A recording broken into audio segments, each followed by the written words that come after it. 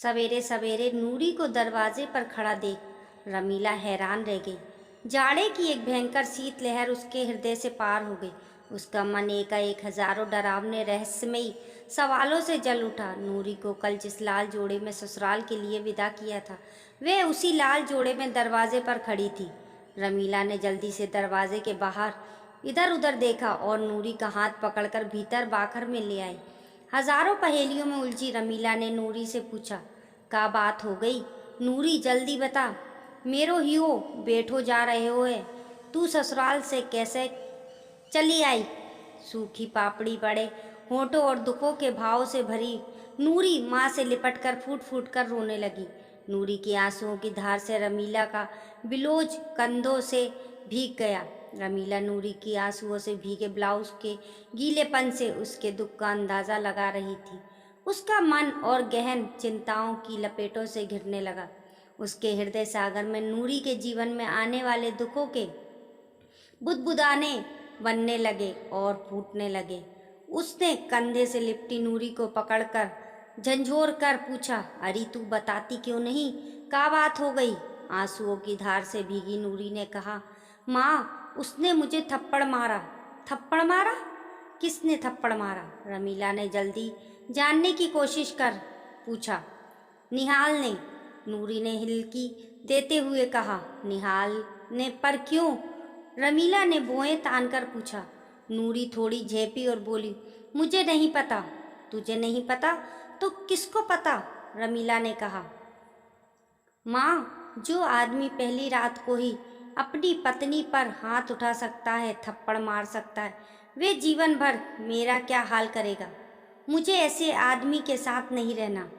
रमीला ने नूरी की बात सुन अपना हाथ माथे पर मार कर कहा, हाय राम, इतेक सी बात पर आदमी को छोड़कर भाग आई। हे भगवान, अब का होवेगो? ये दुनिया का कहेगी?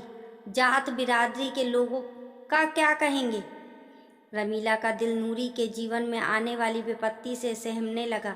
सूरज के ताप से सूखे तालाब की तरह रमीला के शरीर का रक्त नूरी के लिए फैसले के ताप से सूखने लगा। रमीला ने सूखे हलक से कहा, नूरी, तेने ई का करो? तेरे बापू के बारे में तो सोचती, उनकी इज्जत का क्या होवेगा? तेरे बापू ने कैसे कैसे लाठी पटिंगों से मेरे हाथ तोड़े थे। महीने महीने भर तक शरीर से निशान नहीं मिटते थे। रात दिन दर्द से कराहते हुए निकल जाते थे। तूने देखा था ना? पर मैं का तेरे बापू को छोड़कर भाग गई? ना ही ना। माँ की बातें झुम होकर सुन रही नूरी ने कहा, मुझे नहीं पता, मैं उस आदमी के संग नहीं रहूंगी। रमीला गुस्से से बोली, तूने तो सहज ही कह दियो कि उसके साथ ना रहूंगी, पर जब ये बात मोहल्ला पड़ोस में पतो लगेगी तो हम 9 हाथ जमीन में गड़ जावेंगे। इस बात का पता है ना तुझे? हीरा राम को जैसे हिदायत दी गई उसने वैसे ही किया। पहली रात को ही राम ने रमीली की चोटी खींच 2 लात मारी थी। बाहर बैठी रमीला की सास कमलों के जिगर को सुआत पड़ रही थी। आखिर हीरा राम वही कर रहा था जो वह चाहती थी। लुगाई को पहली ही रात में दबा लिया। उस दिन के बाद रमीला को बात बात पर दबाया जाता। जीवन में वह कभी खुद कोई फैसला ना ले सकी।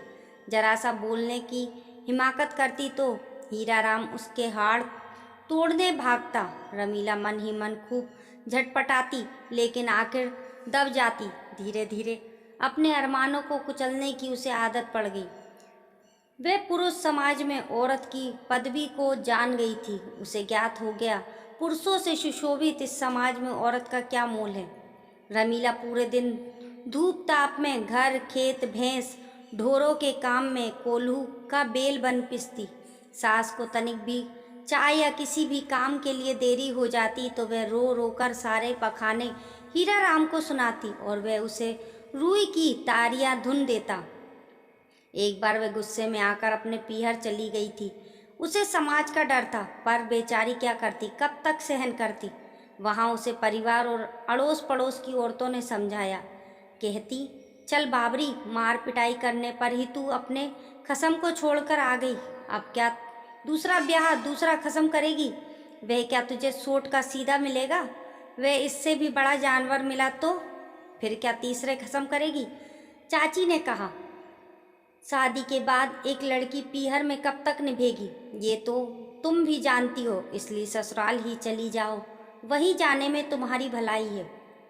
इन सब बातों को सुन रमीला खुद ही ससुराल आ गई। जब महीने चढ़ गए तो उससे ज़्यादा काम ना होता, दिन भर जी मचलाता। काम में जरा सी ढील होती ही उसे बताया जाता, वे अकेली या अनोखी नहीं है जो लाला जनेगी, पूरी दुनिया की औरतें लाला जनती हैं, इसलिए ज़्यादा 3-5 करने की ज़रूरत नहीं है, काम तो करना ही पड़ेगा। रमीला को पूरे 9 महीने में भी बैठने नहीं दिया गया।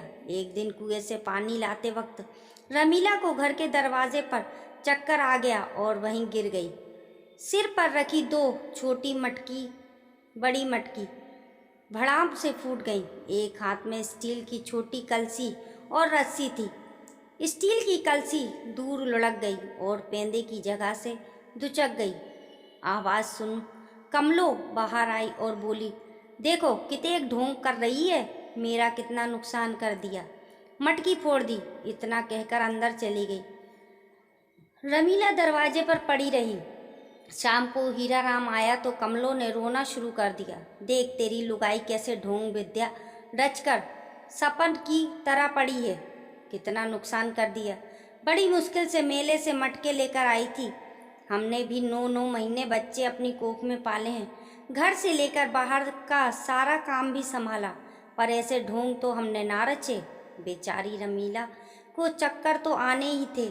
ऐसे नाजुक समय पर भी कमलो दूध घी पर ताला लगाकर चाबी अपने ब्लाउज में रख लेती। उसे कई बार तो सूखी रोटियां भी नसीब ना होती। माँ की बातें सुन हीरा लाल ने पड़ी रमीला को कस कर 2 लात मारी।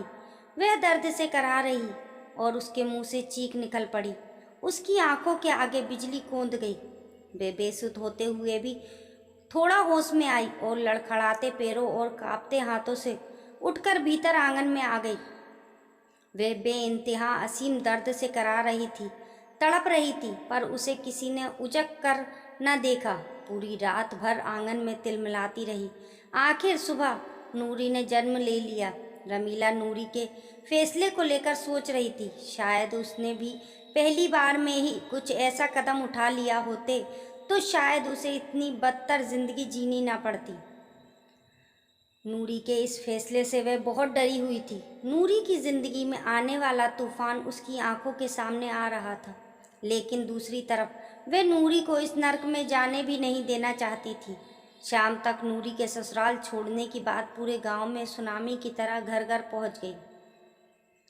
गांव की 2-4 औरतों ने नूरी को समझाया, लेकिन नूरी नहीं मानी। वे अड़ी बैठी थी, चाहे जो हो जाए वे अब नहीं जाएगी। ताई ने कहा, ऐसा मत कर नूरी, वापस अपने ससुराल चली जा। ब्याह के बाद लड़की ससुराल की चौखट पर ही शोभा देती है। नूरी नहीं मानी, पर अपने बापू के आग्रह पर दुनियादारी की हजारों बातें सोच सुन ससुराल जाने के लिए राजी हो गई। नूरी के माँ बाप नूरी को ससुराल छोड़ने गए, लेकिन नूरी की सास पल्लू फटकार कर बोली, समधन यहाँ कोई क्यों आई हो इसको लेकर? हमारे घर को ऐसी बहू की ज़रूरत नहीं है, हम इज्जतदार लोग हैं। रमीला बोली, समधन जी, दामाद ने भी तो सही ना करो, बताओ पहली रात को ऐसे अपनी पत्नी को कौन मारते? निहाल की माँ तमक कर बोली, ऐसा है समधन, मर्द का पूरा हक होता है औरत के ऊपर। का तुम्हारे ऊपर हाथ ना उठाया हीरा राम समधी ने या निहाल के बापू ने मुझ पर? हम तो अपने घर और कसम को छोड़कर ना भागे थे। समधन तुम सही कह रही हो, पर ये आजकल के नए नवेले बच्चे हैं, अब क्या करें? रमीली ने कहा, अब क्या करें, ले जाओ अपनी छोरी को वापस, निहाल की माँ ने फटाक से कहा। निहाल उस दिन घर पर होता तो शायद सब कुछ अंधेरी रात के बाद नए सवेरे की तरह ठीक हो जाता। निहाल को अपनी गलती का एहसास था। उसने कई बार अपनी माँ को बताया और नूरी को खुद जाकर घर लाने की बात कही, लेकिन उसकी माँ का कहना था, उसने हमारी घर की इज्जत मिट्टी में मिला दी है। वह अब इस घर में नहीं आएगी और वह उसके सामने दूसरी शादी का प्रस्ताव रखती है। निहाल माँ की बात नहीं मानता है और नूरी के गांव आकर नूरी के घर के सामने रह रही उसकी बुआ, जिसने इस रिश्ते को करवाया था, उसके घर में रहने लगता है। निहाल नूरी से माफ़ी मांगना चाहता था, उससे अपने प्यार का इजहार करना चाहता था। निहाल के रहने की बात नूरी को उसकी माँ रमीला बता देती है। नूरी जहाँ जाती, निहाल हर जगह उसका पीछा करता। एक दिन नूरी अपनी छत पर कपड़े सुखा रही थी और निहाल अपनी छत पर पतंग उड़ा रहा था। उसने अपनी पतंग जानबूझकर नूरी के पास गिरा दी, लेकिन नूरी ने निहाल की पतंग को एक नज़र नहीं देखा और नीचे आ गई। निहाल और नूरी का ये सिलसिला रोज चलता। निहाल ऐसे ही अपनी पतंग नूरी के पास गिराता और नूरी उसकी तरफ देखे बिना ही नीचे आ जाती। महीने बीत गए। अचानक 2 दिन से निहाल पतंग उड़ाने नहीं आया, लेकिन नूरी रोज कपड़े सुखाने आती। 2 दिन से निहाल के ना दिखने पर वे घंटों छत पर खड़ी रहती। तीसरे दिन भी नूरी निहाल का इंतजार कर रही थी कि निहाल आ गया। निहाल को देखकर नूरी का दिल जोर जोर से धड़कने लगा। उसके चेहरे पर एक खुशी फैल गई और वह निहाल को देखकर चुपचाप नीचे आ गई। नूरी निहाल को दिल के एक कोने में चाहती थी, लेकिन उसका मन निहाल के प्रति कठोर हो रहा था। निहाल जब अपनी पतंग उड़ाता, उसकी पतंग की छाया हवा के रुख के चलते कभी कभी नूरी के आंगन में पड़ती थी। नूरी उस पतंग की छाया को पकड़ने के लिए आंगन में इधर उधर भागती, अपने हाथों की नर्म उंगलियों से उस छाया को छूने की कोशिश करती। नूरी निहाल को एक प्रेमी के रूप में चाहने लगी थी। एक दिन नूरी मंदिर जा रही थी। निहाल उसके पास आया और बोला, नूरी, मुझे माफ़ कर दो, मुझसे गलती हो गई। नूरी ने थोड़ा गुस्सा जताते हुए कहा, निहाल, मेरा रास्ता छोड़ो, कोई देख लेगा। निहाल, देखे तो देख ले कोई, तुम मेरी बीवी हो। नूरी, निहाल, मुझे जाने दो। निहाल, नूरी, मेरे साथ चलो अपने घर, माँ को मैं समझा लूँगा। नूरी की आंखों में आंसू आ गए और वह वहाँ से चली गई। निहाल की आंखें भी नम हो जाती हैं और वह नूरी को आवाज़ लगाता है, नूरी, नूरी, नूरी। नूरी को मंदिर से लौटते वक्त कुछ लड़के छेड़ते हैं। उनमें से एक लड़का कहता है, सुना है इसका आदमी शादी की पहली रात को कुछ कर ही नहीं पाया, इसलिए ये उसे उसी रात छोड़कर भाग आई। और फिर नूरी की ठोड़ी पकड़ता, जाने मन, मुझे एक मौका दे, मैं तुझे निराश नहीं करूँगा। इतने में वहाँ निहाल आ जाता है और नूरी से कहता है, नूरी, तुम जाओ यहाँ से। और नूरी वहाँ से आ जाती है। अगले दिन नूरी छत पर निहाल का इंतज़ार कर रही थी। उसकी माँ वहाँ आई। नूरी माँ को देखकर इधर उधर टहलने लग गई। रमीला ने नूरी से कहा, निहाल का इंतज़ार कर रही है। नूरी थोड़ी झेप कर बोली, नहीं तो माँ। रमीला, तो घंटों से छत पर खड़ी होकर उधर का देख रही हो। माँ हूँ मैं तेरी, सब समझती हूँ। बेटा, मैं मानती हूँ निहाल से गलती हुई है, पर वो तुझसे बहुत प्यार करता है। यहाँ वो तुझे अपने साथ लेने आया है और जो तू यहाँ खड़े होकर उसका इंतज़ार कर रही है, वे नहीं आएगा। कल किसी लड़की को कुछ मवालियों से बचाने के चक्कर में उसको बहुत चोटें आई हैं, वो अस्पताल में है। ये सुन नूरी के दिल को धक्का लगता है और मन ही मन सोचती है, वो तो मैं थी। नूरी माँ से बिना कुछ बोले भागकर नीचे आ जाती है और शाम को नूरी सबसे छिपकर निहाल को देखने के लिए हॉस्पिटल पहुँच जाती है। निहाल को देखने के बाद जब वह वापस आती है तो उसके सामने उसकी माँ आकर खड़ी हो जाती है और नूरी से कहती है, नूरी, जब तू निहाल से इतना प्रेम करती है तो उसके साथ क्यों नहीं जाती। नूरी नज़रें झुकाकर बोली, मैं उससे कोई प्यार नहीं करती।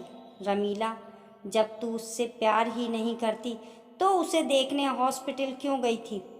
नूरी चुपचाप वहाँ से चली गई और रमीला उसकी तरफ देखती रही। नूरी बहुत ज़्यादा गुमसुम रहने लगी, ना खाती ना पीती ना हंसती। ये देख उसकी माँ बहुत दुखी होती। एक दिन रमीला ने कहा, नूरी, कल करवा चौथ का व्रत है और तुम्हारा पहला व्रत है। निहाल की लंबी उम्र के लिए रख लेना। दूसरे दिन रमीला रोते घबराते नूरी के पास आई। नूरी, नूरी, नूरी, बिटिया, निहाल को बाजार में किसी गाड़ी ने टक्कर मार दी और वो मर गया। ये सुन नूरी के हृदय पर गाज गिर गई और उसकी आंखें फटी की फटी रह गई और वे नंगे पांव दौड़कर हॉस्पिटल आती है और निहाल के ढके शव को देख चीख कर रोती है और कहती है, निहाल, तुम मुझे ऐसे छोड़कर मत जाओ। मैं तुमसे बहुत प्यार करती हूँ। मैंने तुम्हारे लिए व्रत भी रखा है। निहाल, निहाल, मैं तुम्हारे साथ चलना चाहती हूँ। नूरी के कानों में अचानक आवाज़ आती है, तो चलो, मैं तो कब से कह रहा हूँ। क्यों माँ? उसने नूरी की माँ से कहा। नूरी निहाल को जिंदा देख बिना कुछ सोचे समझे रोते हुए उसके सीने से लिपट गई। थोड़ी देर बाद उस ढके शव की तरफ देखकर नूरी कहती है, इसमें कौन है? उसमें से निहाल के बुआ का लड़का मुंह पर ढके कपड़े को हटाकर कहता, इसमें मैं हूँ। नूरी ने आश्चर्यचकित होकर कहा, ये सब क्या है निहाल? निहाल ने कहा, तुम्हारी माँ ने बताया, नूरी तुमसे बहुत प्रेम करती है, पर पतो नहीं क्यों कठोर हुई बैठी है। कछु तो करना पड़ेगा, तो हमने ये सब कुछ कर दिया। निहाल अपने साथ लाया लाल रंग की साड़ी नूरी के सिर पर उड़ाकर कहता है, चलें अब अपने घर। दोस्तों, आपको ये कहानी कैसी लगी? पसंद आई हो तो लाइक करें और चैनल को सब्सक्राइब करें।